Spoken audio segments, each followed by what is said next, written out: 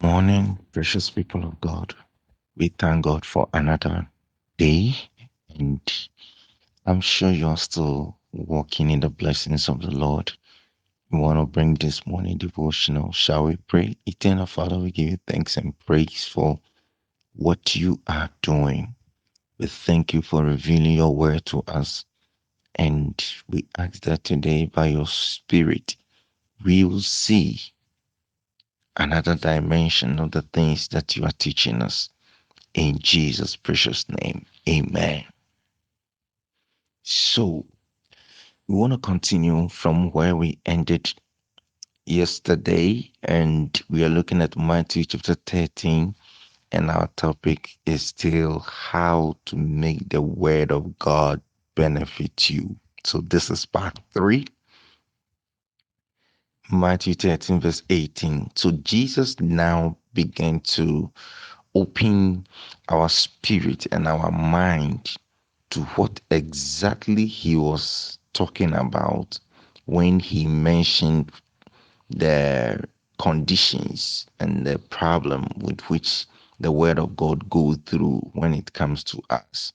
So he now begins to explain what the parable means.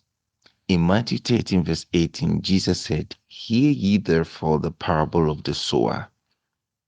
When anyone heareth the word of the kingdom, and understandeth it not, then come the wicked one, and catcheth away that which was sown in his heart. This is he which received by the wayside."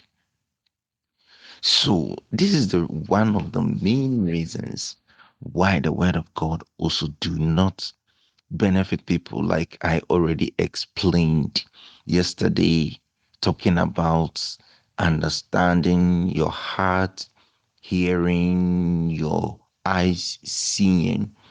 And this is what leads to understanding. If your eyes can see and if your heart can hear. So now Jesus is saying that anytime the word of God is sown, it is sown into the heart. That means that anytime the word of God is coming, it is addressed to your heart. It is addressed to your heart. The word of God is not addressed to your mind. It is addressed to your heart. So if it gets into your heart and there is no understanding, you don't understand the word you are hearing, then the Bible says that Satan, the wicked one, he's the one that is known as the wicked one. Then Satan have access to the word. Wow. So I'm asking myself, can Satan come and pick the word of God out of the heart of somebody? Yes, according to Jesus, when someone don't understand the word that he or she hears, Satan has the capacity to come and take the word out of their heart. So many people do not benefit from the word of God because Satan comes to take the word out of their heart. And the only way that Satan can have access to the word of God in your heart is when you do not understand the word of God. So understanding the word of God is very important. So this is the reason why anytime you are going to church, anytime you're coming for a conference, anytime you are reading your Bible, you pick your Bible, you are listening to a tape or anything like that, the most important thing is to pay attention. Pay attention. You see, the Bible says that, my son, attend to my word. Incline your ears. Now we know that it's not just our ordinary ears, but your heart. Okay. Incline your ears to my sayings. So when you want to understand something, you pay attention. And that is the key thing. I always say that when you pick your Bible, be calm because God has something in there for you. What you need is to pay attention. Now, there are so many things that distract people, especially when they are in church. One of them is getting up to do other things. When the word of God is coming, some people are just sleeping. When the word of God is coming, some people are just gisting here and there. If you do not pay attention, you are just wasting your time. Because as soon as you don't understand the word that was preached, Satan can have access to it. So this is very important. It is important for you to pay attention when the word of God is coming, even when you are not so, even when you are busy and the word of God is going on. If you are lucky and let's say your church is the type that records the preaching, maybe you go to church and you function in church as an usher, as a protocol person, as a media person or something. So sometimes your duties in church doesn't make you pay attention whilst you are in church. You see, this is also the reason why people who are part of protocol, people who are part of media, people who are ushers, people who are usually become backsliders. Drummers and instrumentalists usually become backsliders because most of the time their mind is more on the instrument playing, the gadgets, working and all that, and they do not pay attention to the word of God when it's coming. And then when people don't pay attention to the word of God, the Bible says Jesus is saying the wicked one have access to the word. The wicked one can still come and take the word out of your heart. So the word actually gets to your heart, but Satan comes to take it out of your heart. And Jesus said that these are the people who receive the word of God by the wayside. This is why it is very important for you to have personal quiet time. The only thing, the only antidote to this particular problem where people do not understand the word of God is quiet time.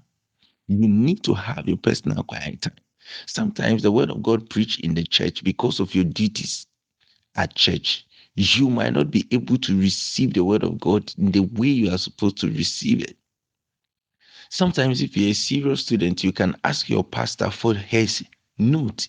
And I know that if your pastor is a very open and understanding person, your pastor can give you his notes so that when you get home in your quiet time, you can go through your pastor's notes. In that case, you are becoming a student of the word. Let's say you are part of media in your church and your church records the message. What you need to do is that as a media person, you can be the first beneficiary, at least to listen to the message when you get it home. So many church workers backslide because they don't have quiet time and they don't spend time listening to the message. I called listening to messages replanting the word. This is the reason why I love recording messages because I must replant the word in people.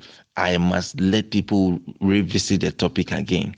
So when messages are recorded, when you are listening to certain preaching messages, what you need to do, what you are doing also is that you are replanting the word. So it doesn't matter if Satan steals the word out of your heart, you can replant the word.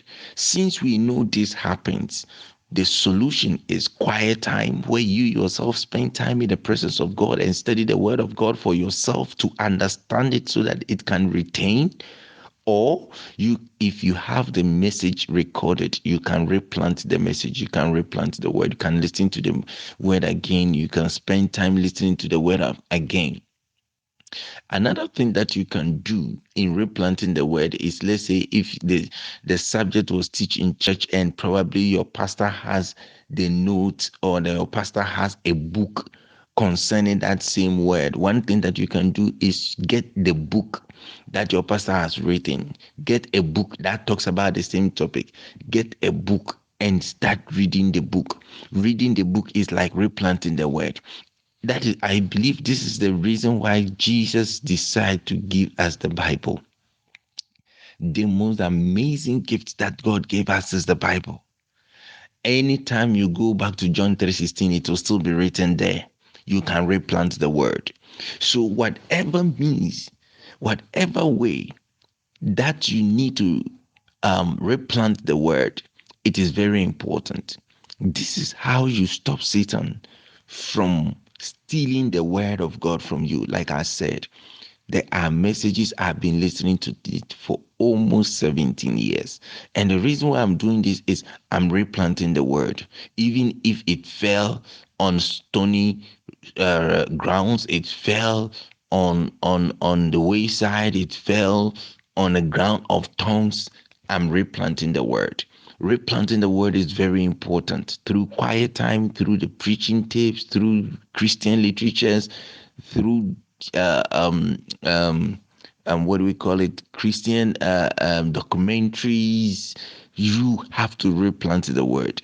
You have to replant the word. The more you replant the word, the more the word stays with you. Even as Satan steals the word out of people's hearts, you can replant it. This is the reason why sometimes you can be listening to a tape and now all of a sudden you seem to understand what the person is saying. This is the reason why we don't listen to things that we only understand. We sometimes listen to things that we don't even understand. And we are planting and planting until one day we begin to understand the word. So, how do we deal with the word in such a way that it will benefit us? We have to replant the word. So people don't benefit because Satan has the capacity of stealing the word of God from them when they don't understand it. But if you can replant the word, then that is fine. I believe that most of the sermons of Jesus were preached severally. The Sermon on the Mount, probably that was not the only sermon that he preached. He preached it in many places. I believe Jesus preached about himself being anointed, like in Luke chapter 4, when he said, I'm anointed to set the captives free, to set them who are bound, and all that. I believe many places that Jesus went, he was preaching the same message. I believe the parable of the sower was something Jesus preached severally. I believe that Jesus was always preaching these messages so that the disciples that were following him would always be listening to it and then be replanting it. Sometimes this is the reason why we repeat messages.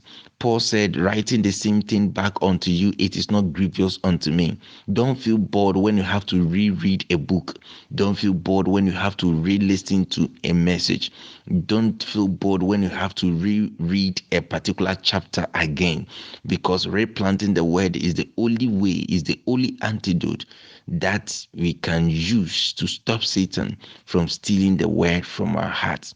So don't be bored when you go to church and your pastor is on a particular topic for 1 week, for 1 month, for sometimes 4 months. Don't be bored, because what he's doing is he's replanting the word.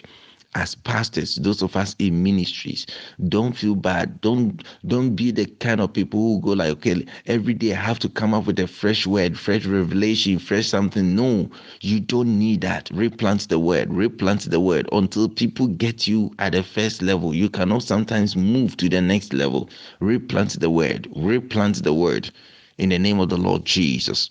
I pray that you understand the word of God. I pray that you will build up revelation upon revelation in the name that is above every other name. Replant the word, and Satan will not steal the word from your hearts. In Jesus' name, amen. Have a blessed day. Have a beautiful day. I pray that the Lord's mercy will keep you, sustain you, and his blessings will keep on covering you. In Jesus' precious name, amen.